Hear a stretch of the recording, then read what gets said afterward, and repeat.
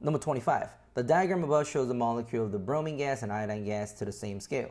Which of the following is the best explanation of the difference in the boiling points of liquid bromine and iodine, which are 59 degrees Celsius and 184 degrees Celsius, respectively? So boiling points, obviously the iodine has, the iodine has much higher boiling point, and that makes perfect sense. What's the difference? Well, remember, this got much bigger electron cloud, which leads to what? Better polarizability. What the hell is polarizability? Literally, as the word gives it away, ability to polarize, aka the ability to utilize an electron cloud to attract the other nearby molecules so that they can actually start having those intermolecular forces.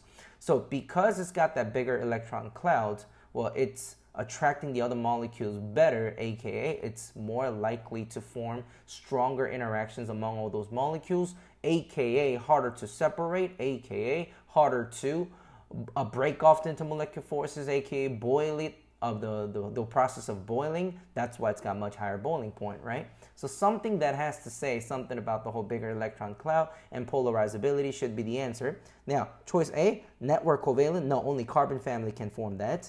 B, the covalent bond in iodine molecules is weaker. Well, if it were weaker, this makes no sense, because if it were weaker, it should be easier for you to break off. And more specifically, this answer choice B is absolutely wrong, because we're not talking about covalent bond.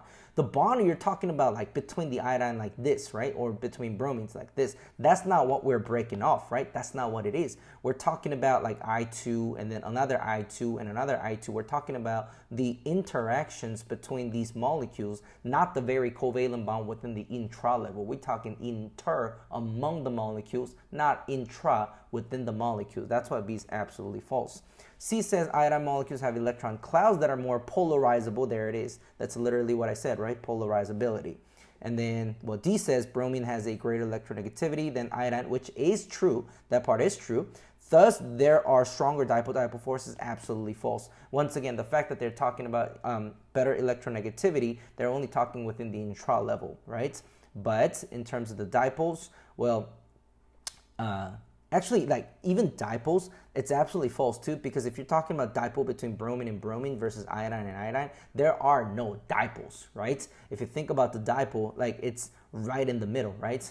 Iodine doesn't like electron any more than an iodine. I mean, they're the same shit, right? Bromine doesn't like bromine doesn't like electrons any more than another bromine. They're just the same stuff. So there's really no dipole. In fact, these two gases are both very, very nonpolar molecules, so there is no dipoles here. They only have the London dispersive forces and the induced dipole.